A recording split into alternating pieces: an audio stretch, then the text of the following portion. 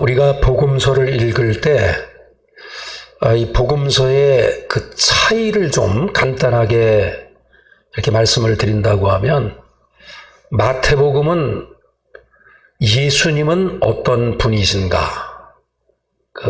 예수님이 정말 어떤 분인가에 대해서 이렇게 말씀한다고 하면, 마가복음은 예수님은 어떤 일을 하셨는가, 그 예수님의 그 사역에 대한 이런 말씀이 기록되어 있고, 또 누가복음 같은 경우는 예수님께서 어떻게 사셨는가, 예수님께서 당대에 소외된 그들과 함께 그들에게 힘을 더하고 또 그들에게 용기를 더해 주시는, 버림받을 수밖에 없었던 그 사람들과 함께 이렇게 그들과 함께 사셨고, 더 나아가 낙심하고 좌절하는 이들에게 소망을 주신 예수 그리스도의 그 삶의 모습을 우리가 바라볼 수가 있습니다.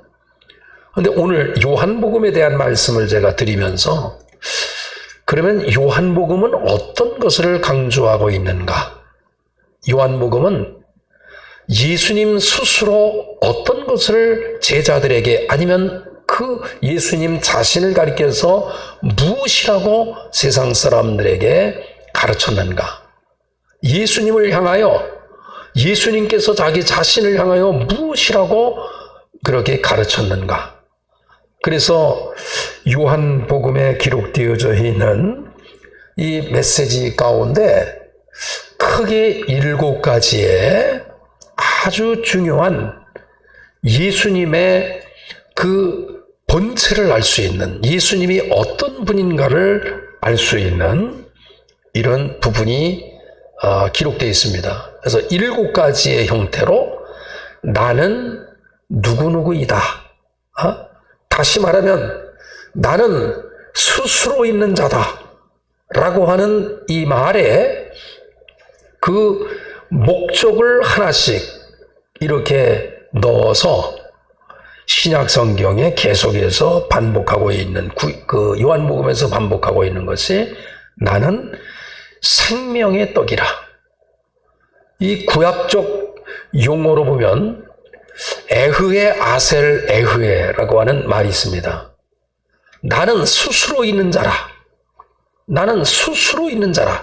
이것이 에흐에 아셀 에흐에라고 하는 말인데, 이것이 신약적 용어로 보면 에고 에이미라고 하는 말입니다. 그러니까 에고 에이미라고 하는 말이 나는 스스로 있는 자라. 구약의 하나님께서 말씀하신 것을 그대로 그 말씀이 성육신 되어 주셔서 이 땅에서 생존해 계시면서 사람들에게 가르치기를 나는 스스로 있는 자라. 이 말의 뒤에 목적어를, 이렇게 목적을 붙여가지고 나는 생명의 떡이라. 좀 더 쉽게 말씀을 드리면 나는 스스로 있는 자인데 나는 생명의 떡이라는 거예요. 우리가 일반적인 떡은 육신을 건강하게 하고, 일반적인 양식은 육신을 건강하게 합니다. 그럼 나는 생명의 떡이라고 하는 것은 바로 영원히 죽지 아니하는 영원한 생명을 공급하시는 분이라는 거예요. 그래서 요한복음의 그 전체의 내용 가운데 하나는 예수님께서 무엇을 가르쳤는가에 대한 이야기가 기록되어 있어요. 첫 번째로는 바로 예수님은 나는 생명의 떡이라. 두 번째로는 나는 세상의 빛이라. 처음에 사람이 빛과 같이 이렇게 혜성과 같이 이렇게 나타났다 할지라도 이 사람은 어느 틈에 세상에 물들고 세상의 어두움에 속해져서 빛처럼 등장한 것 같아도 어두움으로 사라지는 이들이 얼마나 많은지 몰라요. 그러나 예수님께서는 나는 세상의 빛이라. 정말 세상을 환히 비칠 수 있는 것이 빛이라고 한다고 하면 바로 그 빛과 같은 분이 예수님이라는 거예요. 어두움에 있는 자가 주님께 나오면 빛된 삶을 살 수 있다. 그래서 예수님께서 자기 자신을 가리켜서 나는 세상의 빛이라. 그리고 특별히 나는 양의 문이라. 나는 양의 문이라. 그 양이라고 하는 표현이 그 요한복음에도 21장에 보면 그 베드로와 예수님이 마지막 이렇게 대화하는 이야기 가운데 어느 날 예수님께서 조반을 먹고 난 이후에 예수님께서 시몬 베드로에게 요한의 아들 시몬아, 내가 이 사람들보다 나를 더 사랑하느냐?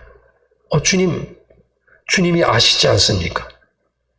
그러니까 내 어린 양을 먹이라. 내 어린 양을 먹이라. 여기 어린 양이라고 하는 것은 아르니아라고 하는 이런 그 단어로 그 영어로 말하면 램이라고 하는 그 어린 양, 1년 안 된, 태어난 지 1년 안 된, 태어나서 1년 되지 않은 양을 가리켜서 바로 이 램, 어린 양이라고 하는 이 표현을 썼어요. 그런데 두 번째 예수님께서 다시 묻습니다. 요한의 아들 시몬아, 내가 나를 사랑하느냐? 주님이 아시지 않습니까? 그러니까 내 양을 치라. 이렇게 돼 있어요. 내 양을 치라.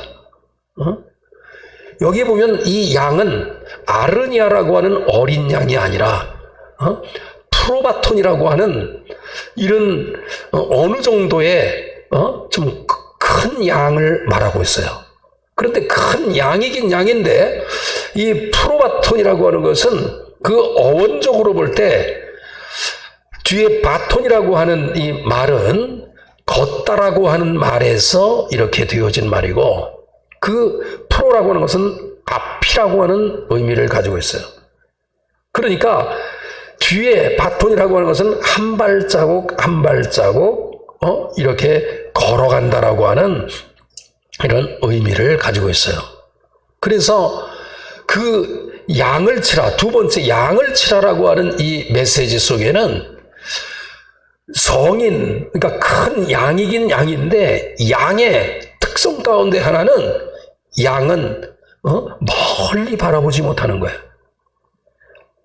앞에 걸어가고 있는 양의 뒷꽁무니를 쳐다보면서 한 발자국 한 발자국 한 발자국 한 발자국 걸어가는 양을 가리켜서 프로바톤이라는 이런 양으로 표현하고 있어요.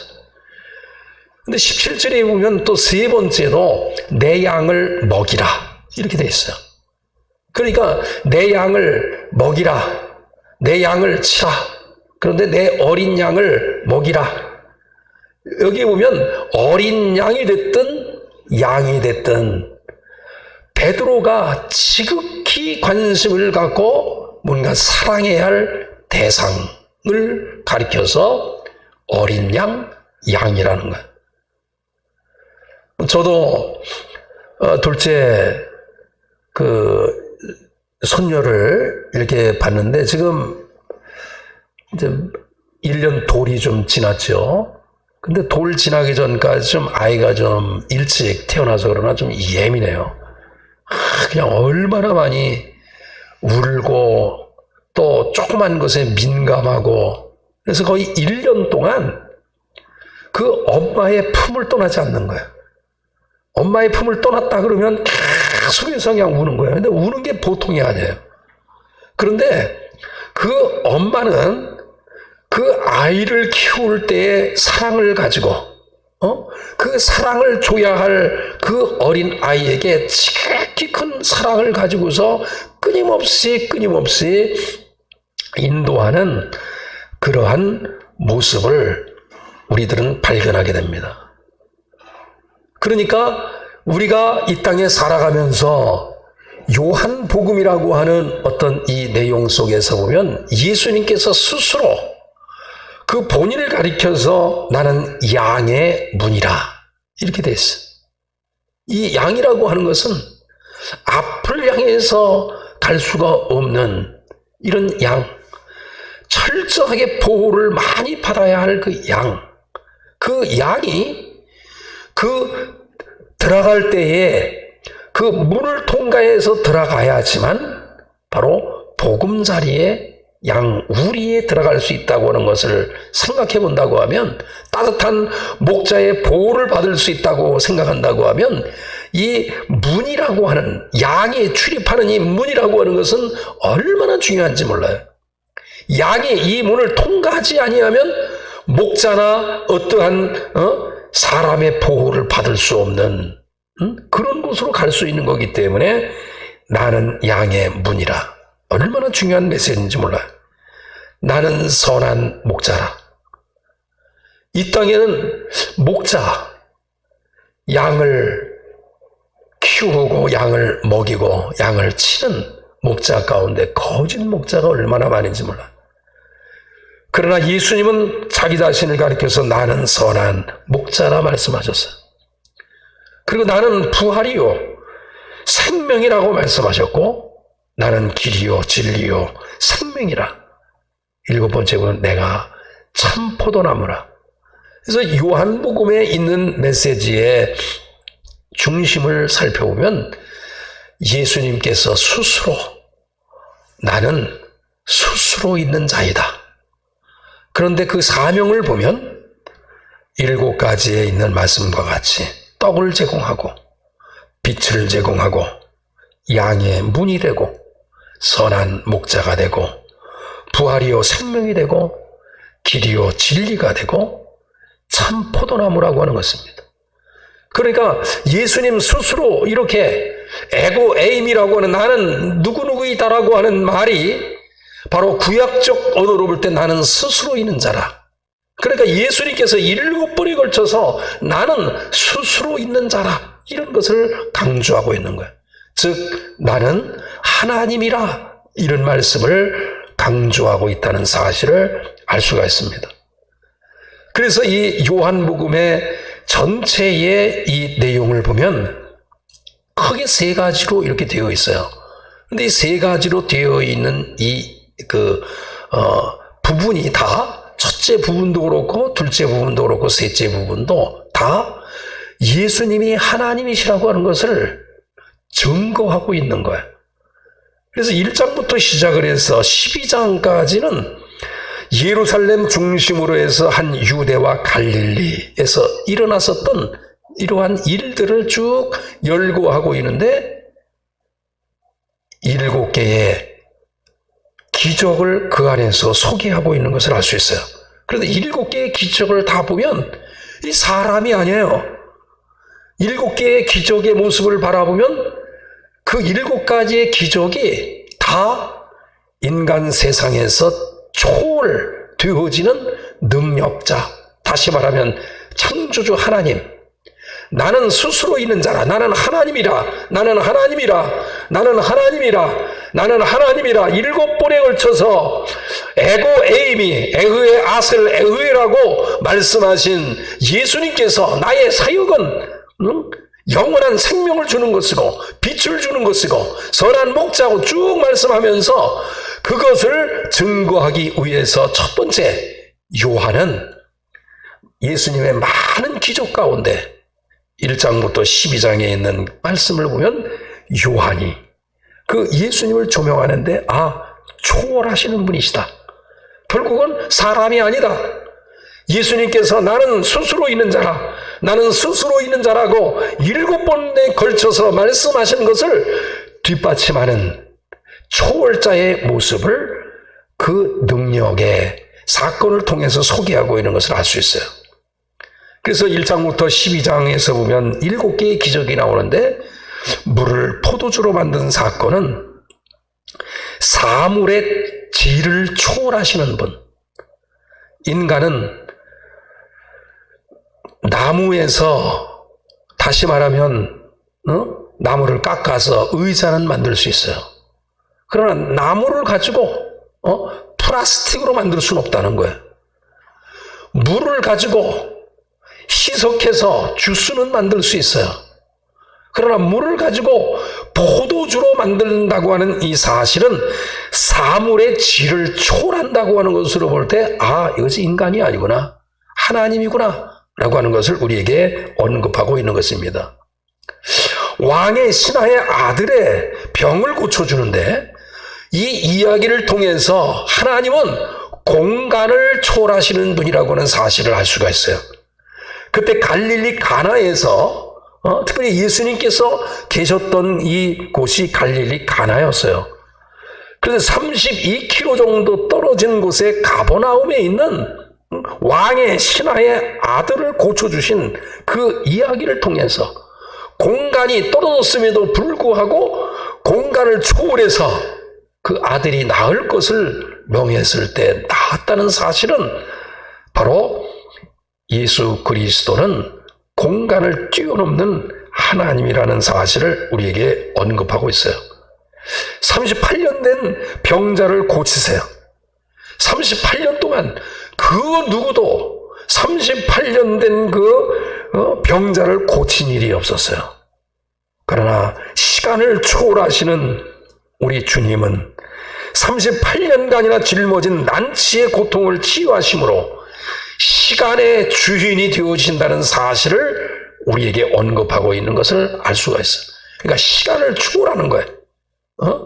시간이 가면 갈수록 38년 된 이 환자는 가면 갈수록 점점 더 쇠하여 조금 있으면 죽음을 기다려야 되는 그 상황 속에서 시간을 다시 원점으로 돌려서 건강한 상태로 그렇게 시간을 돌리시는, 시간을 초월하시는 분인 것을 언급하는 것으로 볼 때 바로 예수님은 스스로 나는 스스로 있는 자라 라고 그렇게 말씀하신 것과 같이 시간을 초월하시는 분, 하나님인 것을 증명하고 있는 것을 알 수 있어요. 오병이어의 기적은 어떤가요? 그 오병이어라고 하는 것은 떡 5개하고 2마리 작은 물고기, 성인 한 사람이 먹을 수 있는 한 끼의 양식이에요. 그런데 이것을 가지고 5,000명을 먹이셨다고 하는 것은 사물의 양을 초월하시는 바로 하나님을 입증한 사건이기도 합니다. 여러분, 물 위로 걸어가셨다는 것은 어떤 것인가요? 자연 질서 안에서 모든 이들이 다 순응을 해야 돼요.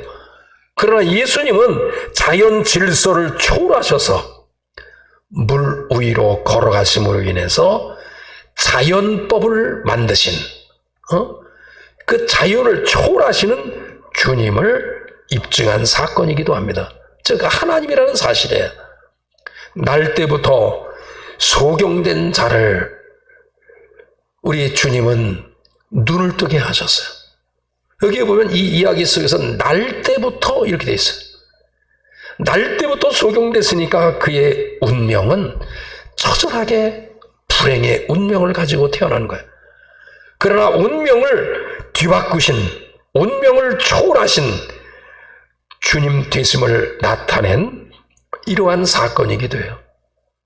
그리고 7번째에 보면 죽은 자 된, 사흘이 돼서 죽은 자 된 나사로를 살리신 예수님의 기적의 역사가 나와요. 죽음을 초월하신 사건을 통해서 죽음을, 삶과 죽음을 넘나드는 바로 초월하신 분인 것을 우리에게 교훈하고 있는 것을 알 수 있어요. 그래서 요한복음의 전체의 이 메시지를 보면은 첫 번째 부분 12장까지는 이렇게 계속해서 그 7가지의 기적을 통해서 예수님은 하나님이시다. 그러니까 예수님께서 나는 스스로 있는 자라 그렇게 말씀하신 것을 뒷받침하는 표시이기도 해요. 그리고 두 번째 보면 13장부터 17장에 보면 예수님께서 그 최후의 만찬이 이렇게 시작되는 가운데 그 진행돼 나가는 가운데 다락방 안에서 교훈하신 그 이야기로 쭉 언급되고 있는데 그곳에서 여러 가지를 제자들에게 교육합니다. 그래서 그곳에서 마지막 만찬 자리에서 제자들의 발을 씻기시면서 서로 사랑하라. 이 새 계명을 주시기도 하고, 그리고 예수님께서 죽임을 당하나 다시 성천하셔서 성천하시게 될 것을 예고하십니다. 그러면서 두 번째 부분 13장부터 17장에서 강조하고 있는 것이 성령의 사역에 대한 이야기를 아주 강조하고 있는 것을 볼 수 있어요. 그래서 두 번째 파트는 성령의 이 사역을 쭉 말씀하고 있는데, 그 보혜사, 즉 진리의 영 되신 이 보혜사 성령께서 하시는 역할을 쭉 소개하고 있는데, 그 성령의 역사, 그 사역이 뭐냐면 예수님의 이 사역과 일치하고 있는 것을 알 수 있어요. 예수님의 사역과 일치해요. 예수님은 가르치셨잖아요. 또 예수님은 그 많은 것을 가르치시면서 예수님께서 세상의 죄도 정죄하시고 죄를 깨닫게 하시기도 하고, 의에 대해서 여러 가지로 예수님께서 말씀하시는데, 예수님께서 그 두 번째 이 부분에서 뭐냐면, 나는 하나님의 나라로 간다. 그러나 나 대신 성령이 이 땅에 오셔서 내가 한 일을 그대로 할 것이라고 하는 것을 예고해요. 그래서 실제로 예수님께서 부활하시고 승천하셨을 때 성령의 임재와 더불어 성령의 함께하심으로 말미암아 예수님의 사역을 그대로 성령이 진행돼 나감으로 인해서 성령 자체가 바로 예수 그리스도의 영이시기 때문에 바로 그 예수 그리스도를 하나님이라고 하는 사실을 입증하고 있는 것을 알 수 있어요. 그래서 그 이 두 번째 파트에서 강조하고 있는 것은 예수님께서 하나님, 또 예수님께서 성령님, 그래서 삼위일체에 대한 이야기를 하면서 그것이 바로 예수님에 대한 그 사역을 통해서, 성령의 사역을 통해서 예수님이 하나님이시라고 하는 사실을 언급하고 있는 것을 알 수 있습니다. 근데 오늘 제가 여러분에게 말씀을 드릴 것 가운데 하나는 이렇게 7가지의 기적을 통해서, 아니면 성령의 사역을 통해서 예수님이 하나님 되심을 증거하는 것도 있지만, 그거보다 더 어쩌면 확실한 증거가 바로 예수님의 십자가 사건이라는 거예요. 오늘 본문에 있는 말씀에서도 보면 12 제자 중에 그 한 사람이었던 디두모라고 불려지는 도마가 있었는데, 예수님께서 부활하시고 난 이후에 그 제자들에게 나타나셨을 때 그 자리에 도마가 없었던 거예요. 그러니까 그 제자들이 모여서 예수님이 그 부활하심을 도마에게 이야기하니까 도마가 믿지 못하겠다는 거야. 근데 믿지 못하겠는데 무엇을 믿지 못하냐면 예수님의 십자가 사건 속에서 다시 살아나신 그 십자가 사건을 믿지 못하겠다는 거야. 그래서 내가 그의 손에 못자국을 내가 보지 않고 내 손가락을 가지고 그 못자국에 넣지 아니하면, 내 손을 가지고 그 옆구리에 넣어보지 않는 한 내가 믿지 않겠다. 이미 하늘에서 그 도마가 하는 말씀을 듣고 8회가 지난 그날에 다시 예수님께서 제자들이 모여있는 그곳에 나타나셨을 때 그 자리에는 도마가 있었다는 거예요. 그때 예수님께서 첫 번째 하신 말씀이 너희에게 평강이 있을지어다. 그러면서 도마에게 말씀하기를 내 손가락을 이리 내밀어 내 손을 보고 내 손을 내밀어 내 옆구리에 넣어보라. 그리하여 믿음 없는 자가 되지 말고 믿는 자가 되라. 그러니까 십자가의 사건이 사실이라는 거예요. 그런데 십자가의 이 사건이 바로 예수 그리스도가 하나님 되심을 증거할 수 있는 가장 큰 사건이라는 거예요. 왜냐하면 구약에서부터 내려오는 하나님의 구속사적인 역사를 십자가를 통해서 이루어진다라고 구약에서 계속해서 언급하고 있는 사실이기 때문에 십자가를 통해서 죽임을 당하나 성경에 기록되어진 대로 다시 살아나신 예수 그리스도의 부활 사건이 구약의 성취 부분에서 가장 큰 성취 부분이기 때문에 바로 예수 그리스도가 하나님 되심을 증거할 수 있는 사건이 십자가라고 하는 것이에요. 여러분, 예수님께서 십자가형에 의해서 죽임을 당하셨잖아요. 이 죽음처럼 무서운 형벌이 그 어느 형벌도 없는 거예요. 이 형벌이 가장 큰 무서움을 느낄 수 있는 형벌이라는 거예요. 이 키케로라고 하는 로마의 정치가이자 작가이면서 철학가가 있어요.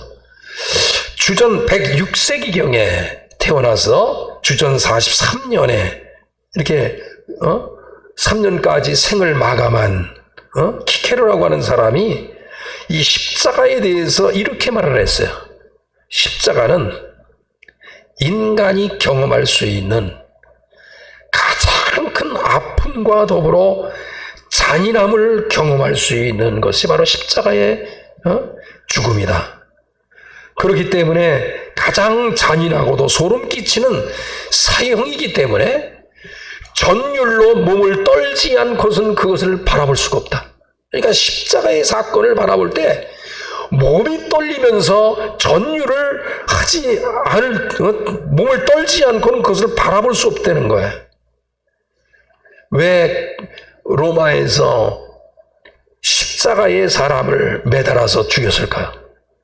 이미 이것은 페르시아라고 하는 나라에 의해서 사형 집행되어졌던 그 방법을 로마가 그대로 받아들여서 그렇게 사형 집행하는 거예요. 근데 페르시아라고 하는 나라뿐만 아니라 로마도 마찬가지지만 이 땅을 신성시했기 때문에 땅 위에서 죄인을 죽이는 것은 땅에 대한 모독이라고 생각했던 거예요. 그래서 이 죄인을 죽이는 사형 집행은 땅에서 죽이지 않고 이렇게 땅에 나무를 세워놓고 거기 매달아 죽이는 거예요. 그래서 독수리나 까마귀의 밥이 되도록 그렇게 처형하는 것이 바로 십자가의 죽음이었습니다. 예수님께서 십자가의 죽음을 당하신 이유가 무엇일까요?